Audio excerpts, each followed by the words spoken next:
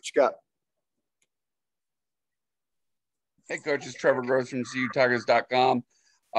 You said that you had Tyler Davis on pitch count last week. Is he going to have the same on Saturday, or are you just going to let him go full? No, he'll be ready to go, Trevor. He'll be ready to roll. And Coach, you mentioned yesterday about how Coach Bowden kind of took you to the woodshed in your first meeting in 2008. But you returned the favor the next year in 2009, your first full season as head coach. And I guess 2003, your first year at Clemson, you also beat him. But just how much did that mean to you in 2009 to beat a coach you idolized, and how much confidence did that give you as a young head coach? Well, he whooped us in 08 for sure, but he was awful nice about it. He was very polite about it. But it was pretty special. You're talking a man I have great respect for, one of the greatest winners that this college game has ever seen. And so to be able to, get that win in 09 was special. It was special for our team and where we were, and that we started out 2-3 that year, as you remember, and then we won 6 in a row. And that was such a huge, huge win for us. It was a great moment. That was DeAndre McDaniel's pick and quarterback trying to tackle him and all that stuff. That was just a great night. And he was very gracious. And I think that was his last season, if I remember correctly. And that's right. So we didn't win much, but I was able to get the last one. But to get one against him was a tall order. And again, just thankful that I had a chance to know him and spent a lot of quality time with him. Just even further grow appreciation for who he was as a man. Dabo, this is Matt with ClemsonSports.com. I think Florida State and Clemson have won the past 10 ACC titles. Does the game feel any different this year, or any less excitement, or do you feel like it's still a huge matchup when these two teams play every time? Oh yeah, no, it's Clemson, Florida State. I mean, it's a huge game. Has been, forever and will be forever. There's no doubt about it. Just so much history between these two.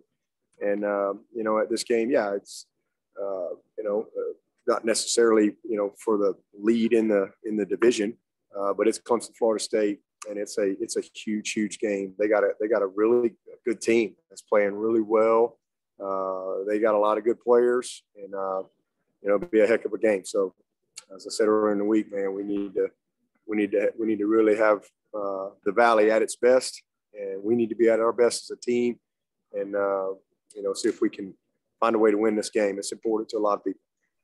And just to follow up, Tony was saying this week just how much this game meant to him and some of the games he played in against Florida State and stuff. Just do you remind players at all just of the history of this game, and do y'all talk about that at all this week? Oh, sure. Yeah, absolutely. I mean, every week, whoever you're playing, if there's any type of, history or whatever, you're always, you talk about scout report, you talk about, this is one of those games that's every week's important, but this is one of them that's just special because there's always, like I said, there's just a lot of history there. All the way back to my first one in 2003, which was a magical night. And had a rough year that year. We were 5-4 and just gotten, our tails handed to us at Wake Forest. And, we got the number 2 or 3 team undefeated Florida State coming in here. They were really, really good. That probably cost them a chance at a national championship that year. Man, our team just rose up, and Charlie Whitehurst and our defense did a great job, held them 10 points. Charlie Whitehurst and Derek Hamilton and Aries, Kevin Youngblood, and Tony Elliott, and man, our backs, Chad Jasmine and that group. Man, we had a heck of a night. It was one of my favorite memories.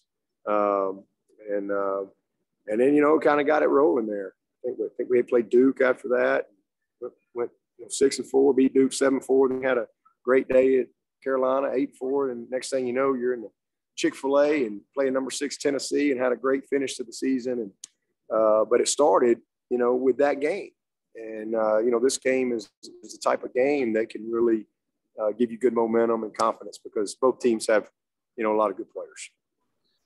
Dabo, this is Larry Williams on that 0-3 game. I've always assumed that if y'all don't win that game, that y'all are fired. And I know there's always what ifs, tons of what ifs, but can you say that, like, what you would have done that's your first year back.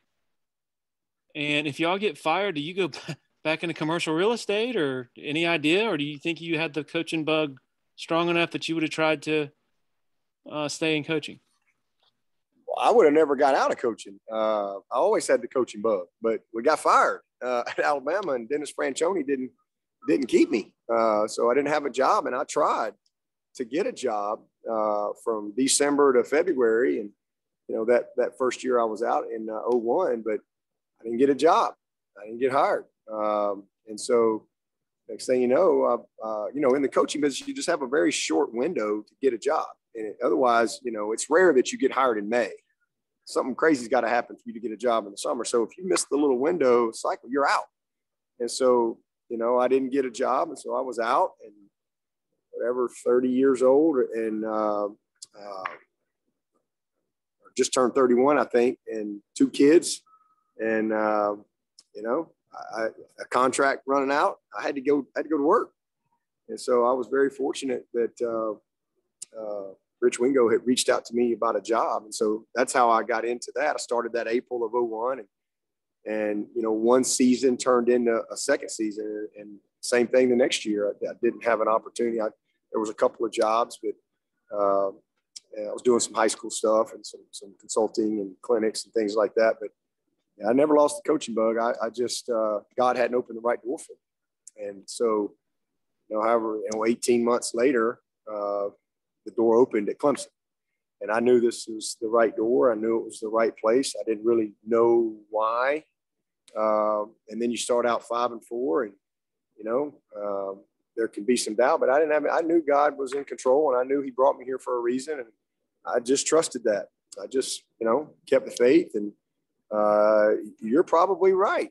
I was building a house at that time. And I remember going out and meeting with my builder after that Wake Forest game the week of the Florida State. I went out at lunchtime because I came here. I didn't come here and rent. I came here, bought a lot, and I'm going to build a house. And I knew we weren't in a good situation and as a staff or whatever. And maybe why Tommy hired me. Maybe couldn't get nobody else. I don't know. But we were in the middle of building a house, and I went out there and during lunch, the builder needed to meet me about something, brick or something. And I'll never forget it. I was walking away and he stopped me and he said, listen, Coach, hey, I just want you to know if, we're getting ready to play Florida State, undefeated, number 3, whatever. And, he said, hey, if things don't go well, the rest of the way, listen, I just want you to know I got somebody that'll buy this house. And I'll never forget it. It made me mad. I was like, hey, let me tell you something. We're moving in this house. Okay. We might live in here for a month. We might sleep on a mattress but I had just built that same house in Alabama, the same house for 8-9 months, and was 2 weeks away from moving in it when I got the job at Clemson. And I've done packed my family, here we go. And so now I've come here, I've built the same house again.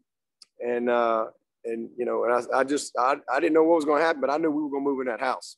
And we were going to stay there for a while. But anyway, that was an unbelievable fork in the road. That's life. But hey, God's always got the right answers. He's got the plan. It's never our plan. It's always his plan. And man, I'm really thankful for that because I've had a lot of plans along the way that I'm really glad they didn't work out because God had a better plan. I think as people, we always sell ourselves short. We limit ourselves by how we think or by what other people, say to you or feel about you or whatever. And that's not how God intended it. So, it was an amazing time. It was a blessing. And, I remember that whole week, I'm like, guys, we got enough to beat these guys. And it was just a magical night.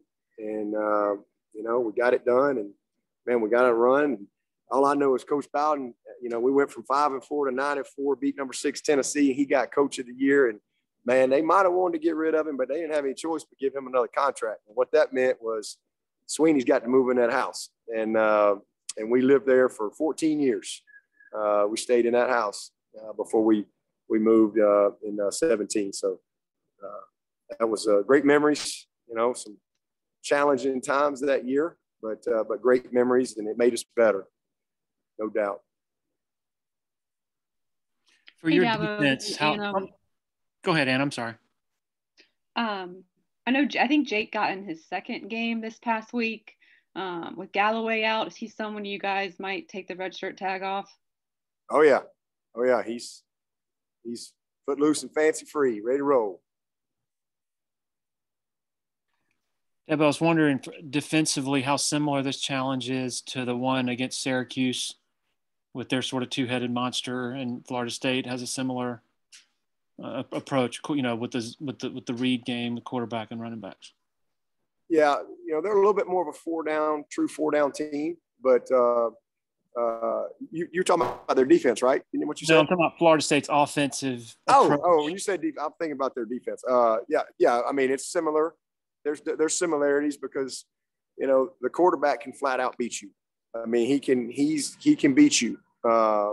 And that running back, and both running backs are really, really good. They're both really special. That's one difference. They've got, Syracuse had at 34, and man, what a back he was. And we did not do a good job with him in the first half. We did a great job on the quarterback in that game, especially the second half. He came out of that game with maybe his lowest rushing total of the year. So it's similar in that they've got as you said, two-headed monster, really a three-headed monster, but position-wise, running back and quarterback, they're a nightmare, and they're running everything through those two guys. Everything flows through them, and they're explosive. The biggest difference is just the skill set of the quarterbacks. The kid 16, the kid from Syracuse, man, he is fast and strong, and can kind of play bully ball with you, but he can run away from you. I mean, he just flat out run away from you and leave you. And he ran away from Florida State on some bootlegs and some scrambles and stuff. But Travis for Florida State, he's got game-breaking speed as well. He's just way more, shifty, elusive than the quarterback from Syracuse. That guy was a lot bigger. You could kind of get on him a little bit better, but if you didn't, he was strong enough to break tackles, and he ran away from you. This kid is he's just hard to get your hands on. I mean, he's a magician, and they do a great job because they're not going to leave him in the pocket. I mean, if he's in the pocket, it's going to be quick game screen type stuff, and other than that, it's play action. They're going to really try to protect him where it's some shots, or it's get him out of the pocket on some boots and sprints, and then he's got a lot of options because he can create long enough to where it puts a lot of strain on your coverage, and he can make those throws. And then when you get him out of the pocket, it creates a lot of space. You may have somebody there to tackle him, but very seldom do they tackle him one-on-one. He's just a hard guy. You rarely see somebody tackle him one-on-one. So being able to, get to the ball and really rally around this guy is going to be critical. And then we've got to really tackle well. And again, you got to have an answer for him. But listen, those two backs, Zero has got 2 75-yard plus plays, and he's a very strong runner, and so is number 8. Hey, Coach, it's David Hood. Coach Narduzzi up at Pitt was talking about karma this past week, kind of taking a shot at Clemson, and then, I kind of feel like it's happening a lot nationally. Today, you got on the radio and kind of had an impassioned speech for the fan base and for everybody that's taking shots at the program. Why did you, feel the need to do that? And I guess really that's the question, what was the thought process behind that? Because everybody right now is wanting to pile on, obviously. Yeah, well, go ahead, get it in while you can. That's all I can say. But I'm not worried about anybody outside of this program or our fan base. You know, I really just want to talk to the fan base, and that, you know, hey, listen, I don't know about what you're talking about, Pat. I don't know what that's about, but you know, all the outside stuff, hey, whatever. You know, that stuff doesn't bother me one second. I know who we are. I know as a program, I know who the people we are here. My message is to this fan base. You know, I know everybody's disappointed, and we're supposed to go to the playoff every year and win this league every year and have a 10-plus win season every year. But, you know, it's hard to win. And again, hopefully we can all reset and have a deep appreciation of how hard it is. And we can't just show up and win and a reset with this team. But there's a lot of things that go into winning. And the margin is very small all the time, but especially with where we are this year and a lot of challenges that we've had.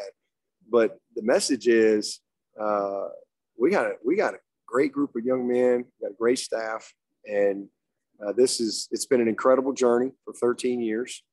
And this is one season in the midst of an unbelievable journey. When this thing ends, when this chapter's over, whenever that is, you know, whether they let me leave on my terms or they send me to the pasture, whenever that is, we'll look back on this year and it'll be a blessing, no question.